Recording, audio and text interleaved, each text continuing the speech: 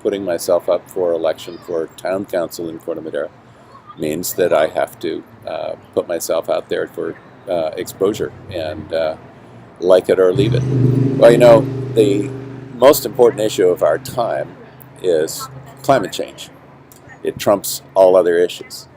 It affects not just the air and the quality of the air, but the sea level, and it affects it affects what lands are burning, and where there are droughts and floods, and the consequences of climate change are being felt much more severely elsewhere than they are here. We're blessed because we're so close to the ocean. We have wonderful moderate climate. In fact, we might even have slightly cooler climate as the heat and dryness that is keeping our snowpack down on the Sierras is pulling cooler air off the ocean here. So we're very lucky right where we are to not see the effects as well as you see them elsewhere. But it is the biggest issue. So what can we do about that in a little town like Corte Madera?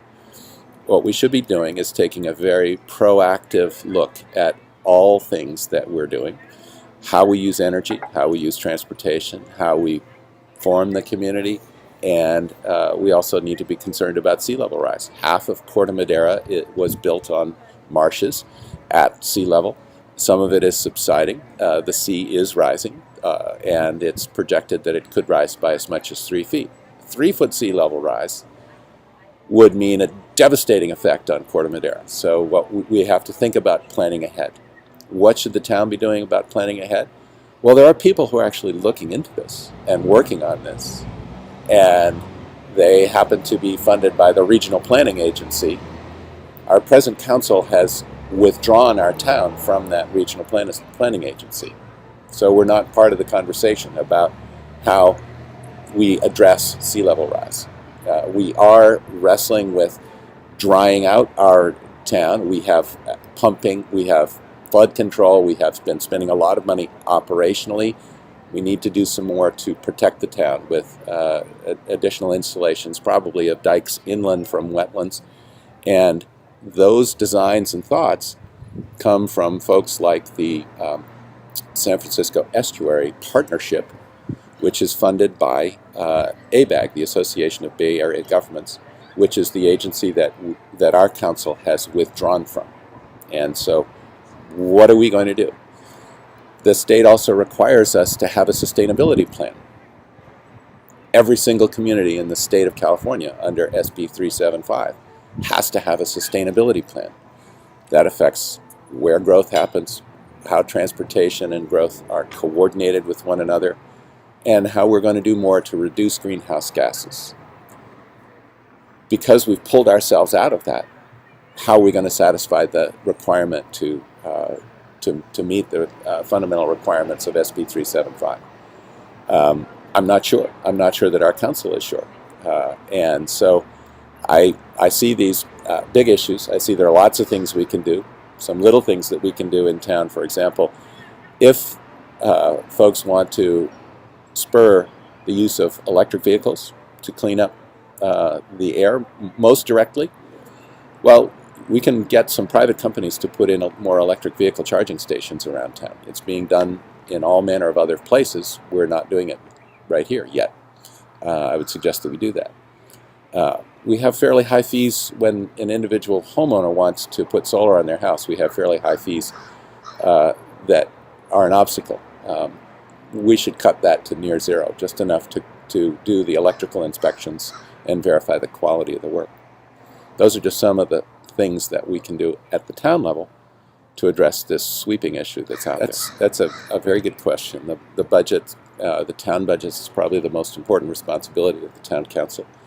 And I think one of the criteria that I would suggest is that when the town is asked to make additional investments, that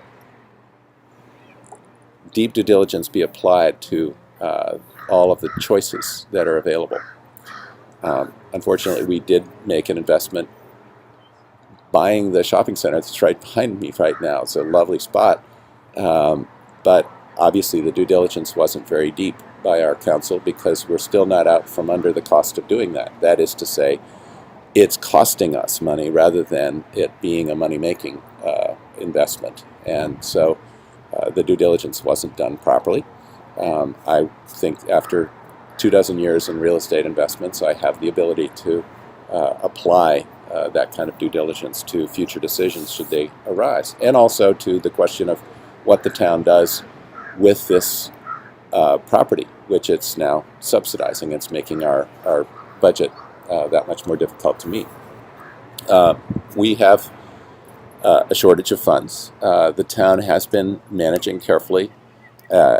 We have let go of 30% of the employees in town, and so the town is not luxuriating in money. We've been really tightening the belt.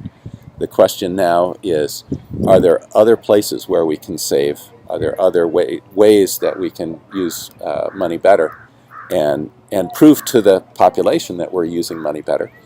One of those things would be to look very seriously at consolidating fire departments with Larkspur. We've just begun that process. I've been suggesting this for several years. There are other services that we can consolidate with Larkspur. I would not suggest that we try to consolidate the entire town, the two towns. Keep them separate, keep the history alive and separate, keep the unique aspects of each community separate. But for small communities, we have a fairly high level of expenditure per capita that we don't need to have for the services that we enjoy.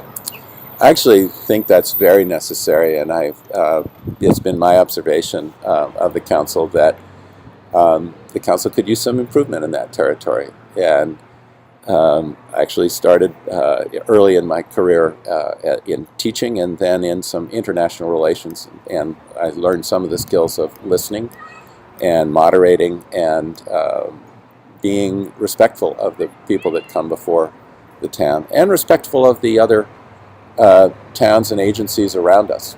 And so one of my taglines, if you will, is a new civil and proactive voice, not just being more positive and affirmative about environmental issues, but also being more diplomatic and more polite. Everybody who is a taxpayer and those who are not paying taxes but are citizens deserve respect.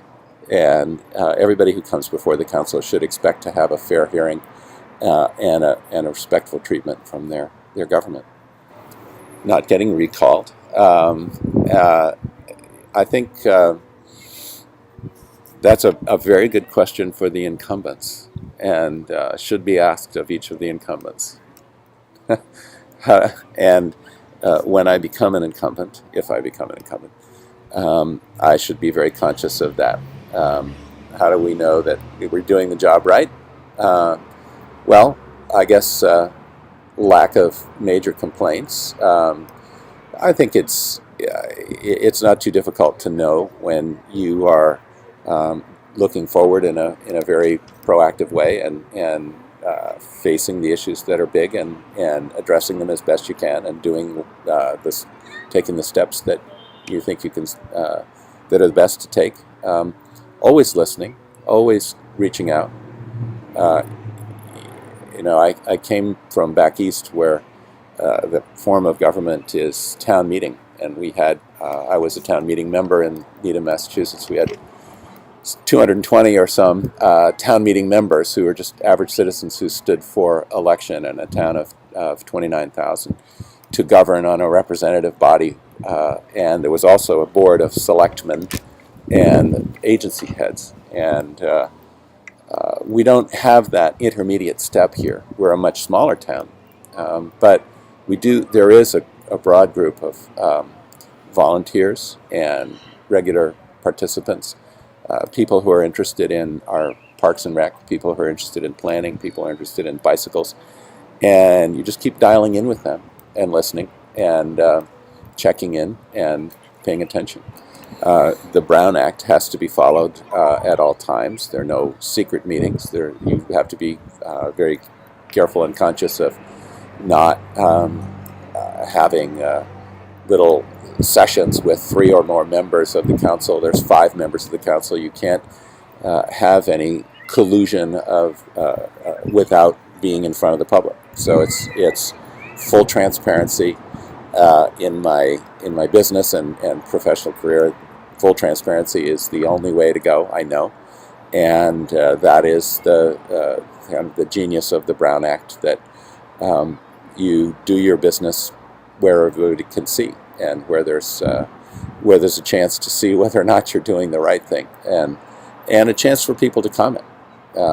And so I think our council is actually, generally speaking, quite good about that, having open time, and also conducting hearings and letting folks come forward. The struggle, of course, is to have meetings end by 10 o'clock and not go on half the night, which can happen with very large contentious issues, with big public hearings. So it's a little bit of a balancing act to maintain an open door, but at the same time have common sense about the way it's handled. Of course, it is. There has to be a code of ethics. It's an unpaid volunteer position, and there are very few ways that the members of the council are compensated, except for indirectly and sort of in a platonic fashion, for the service that they provide.